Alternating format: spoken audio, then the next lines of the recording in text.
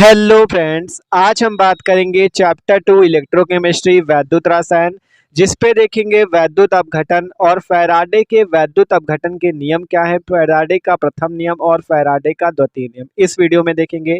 तो यार please video को आखिरी तक देखना। तो चलो बात करते हैं वैद्युत अपघटन क्या है हमारा। ठीक है, तो बात करते हैं वैद्युत अपघटन के बारे में, फिर इसके नियम। ठीक है, तो देखो वैद्युत अपघटन, तो पढ़ो थ्योरी। कह रहा वैद्युत अपघटिका विद्युत धारा द्वारा अपघटन विद्युत अपघटन कहलाता है। ठीक है, वैद्युत अपघटिका, ठीक है, वैद्युत अपघटिका विद्युत धारा इलेक्ट्रिक करंट द्वारा अपघटन विद्युत अपघटन कहलाता है। ठीक है, ये यहाँ पे अपघटन लिखा हुआ है, विद्युत अपघटन कहलाता है। तो देख सकते हो विद्युत अपघटिका विद्युत धारा द्वारा अगर अपघटन करें हम लोग तो उसे वैद्युत अपघटन कहते हैं। देखो समझने का प्रयास करो, ये जो वैद्युत अपघट्य होते हैं आपके, ठीक है, वैद्युत अपघट्य जो होते हैं इसे इंग्लिश में कहते हैं इलेक्ट्रोलाइट। ठीक है, वैद्युत अपघट्य को इंग्लिश में हम लोग इलेक्ट्रोलाइट कहते हैं। ठीक है, और ये जो इलेक्ट्रोलाइट है ये एक लवण होता है। देखो ऐसा लवण जो कि विलयन में डालने पर क्या होता है, वो आयनों में टूट जाता है। देखो जैसे NaCl है, Na प्लस और Cl माइनस आयनों में टूट जाएगा, तो ये आपका वैद्युत अपघट्य कहलाएगा। तो वैद्युत अपघट्य का हम लोग विद्युत धारा इसमें प्रवाहित करेंगे और इसका अपघटन करेंगे, अर्थात उसके आयनों में तोड़ेंगे। ठीक है, तो यही अपघटन आपका वैद्युत अपघटन कहलाता है। ठीक है, तो वैद्युत अपघट्य का वैद्युत धारा द्वारा अपघटन वैद्युत अपघटन कहलाता है। ठीक है, तो ये बात आप आसानी से समझ सकते हो। ठीक है, आप देखो एग्जाम्पल से इसे समझते हैं। तो ये बात थी कि वैद्युत अपघट्य का वैद्युत धारा द्वारा अगर हम उसका अपघटन कर दे तो वही वैद्युत अपघटन की क्रिया कहलाती है। ठीक है, एग्जाम्पल देखो, गलित सोडियम क्लोराइड में अगर हम लोग वैद्युत धारा इलेक्ट्रिक करंट प्रवाहित करें तो सोडियम और क्लोरीन में वह अपघटित हो जाता है। ठीक है, गलित सोडियम क्लोराइड में वैद्युत धारा प्रवाहित करने पर वो क्या होता है आपका, जब उस पर इलेक्ट्रिक करंट प्रवाहित की जाती है तो वो सोडियम और क्लोरीन में क्या होता है, अपघटित हो जाता है या टूट जाता है। देख सकते हो ये गलित सोडियम क्लोराइड NaCl है जिसका हमने वैद्युत अपघटन कराया, तो ये क्या हुआ आपका, ये आपका क्या हुआ 2Na और प्लस Cl2, मतलब सोडियम और क्लोरीन में टूट गया। ठीक है, NaCl जो था आपका, इसका वैद्युत अपघटन कराने पर Na प्लस Cl2 में टूट गया। रिएक्शन बैलेंस कर लोगे, यहाँ 2 का गुणा और यहाँ पर भी 2 का गुणा हो जाएगा। ठीक है, तो ये है गलित सोडियम क्लोराइड में वैद्युत धारा प्रवाहित करने पर सोडियम और क्लोरीन में अपघटित हो जाता है। ठीक है, तो ये बात है, तो आप आसानी से समझ सकते हो वैद्युत अपघट्य का वैद्युत धारा द्वारा अपघटन वैद्युत अपघटन कहलाता है। और गलित सोडियम क्लोराइड का एग्जाम्पल आप देखो, गलित सोडियम क्लोराइड का वैद्युत अपघटन कराने पर कैथोड पर क्या क्रिया होती है, Na प्लस जो है इलेक्ट्रॉन ग्रहण करके सोडियम बनाता है और यह क्रिया अपचयन की होती है क्योंकि इलेक्ट्रॉन ग्रहण कर रहा है।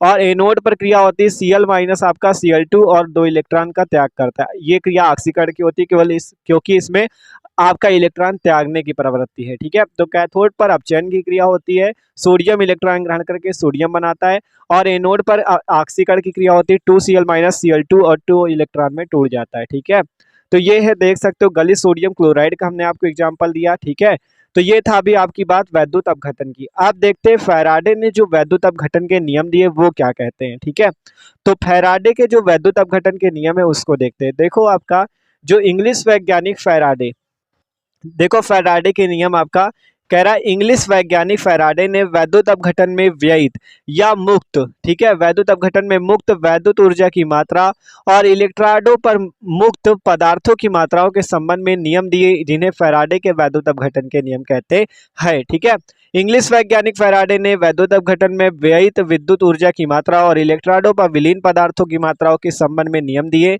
जिन्हें फैराडे के वैद्युत अपघटन के नियम कहते है। ठीक है, तो चलो इन नियम को देखते हैं।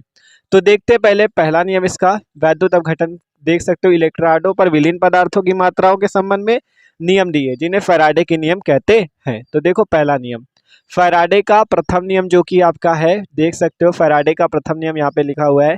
तो देखो वैद्युत अपघटन में फैराडे का प्रथम नियम, वैद्युत अपघटन में किसी इलेक्ट्रोड पर, ठीक है, वैद्युत अपघटन में किसी इलेक्ट्रोड पर, मान लो कोई इलेक्ट्रोड है आपका वैद्युत अपघटन की क्रिया पे, तो उससे जो मुक्त पदार्थ की मात्रा है, मुक्त हुई पदार्थ की मात्रा है, वह वैद्युत अपघट्य में प्रवाहित वैद्युत की मात्रा के समानुपाती होती है। ठीक है, मतलब कि जो आपका इलेक्ट्रोड पर मुक्त पदार्थ की मात्रा है, ठीक है, इलेक्ट्रोड पर जो मुक्त पदार्थ की मात्रा है वह वैद्युत अपघट्य में प्रवाहित वैद्युत की मात्रा अर्थात धारा की मात्रा के समानुपाती होती है।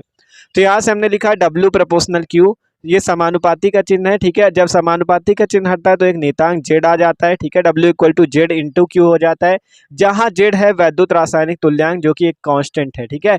क्यू आपका है वैद्युत की मात्रा कूलाम में, ठीक है। और आपका W है पदार्थ की मात्रा। जैसा आपसे कहा गया था वैद्युत अपघटन में किसी इलेक्ट्रोड पर जो मुक्त पदार्थ की मात्रा वही आपकी W है, ठीक है। जेड को जान ही गए, वैद्युत रासायनिक तुल्यांक, क्यू वैद्युत की मात्रा, W पदार्थ की मात्रा, ठीक है। अब आपको पता है क्यू जो आवेश होता है उसका फॉर्मूला होता है आई इंटू टी, आई धारा टी समय, ठीक है। तो यहाँ पे हम क्यू की जगह रख देंगे आई इंटू टी, तो W इक्वल टू हो जाएगा जेड इंटू आई इंटू टी। तो ये है फैराडे का प्रथम नियम, ठीक है।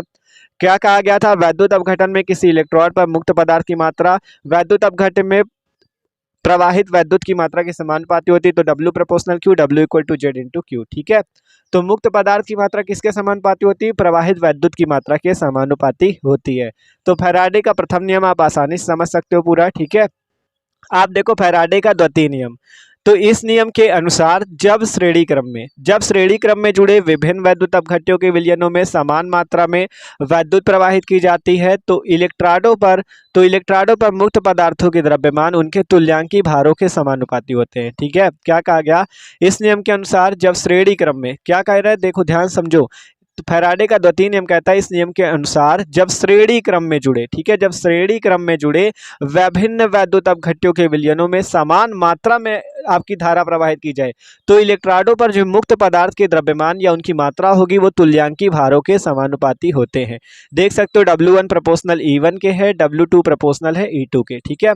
कहा गया जब श्रेणी क्रम, मान लो आपके श्रेणी क्रम में दो आपके जोड़े गए हैं आपके वैद्युत अपघट्य के विलयन, जिसपे इलेक्ट्रोडों पर जो मुक्त पदार्थ की मात्रा, मान लो पहले इलेक्ट्रोड पर मुक्त पदार्थ की मात्रा W1, दूसरे इलेक्ट्रोड पर मुक्त पदार्थ की मात्रा W2 है, और उसका पहले वाले का E1 है तुल्यांकी भार, दूसरे वाले का E2, तो W1 upon W2 equal to लिख सकते हो E1 बटा E2, जहां E1 व E2 तुल्यांकी भार है, यही पहले वाले का और E2 दूसरे वाले का, ठीक है। तो W1 proportional E1, W2 proportional E2, W1 बटा W2 इक्वल टू E1 बटा E2।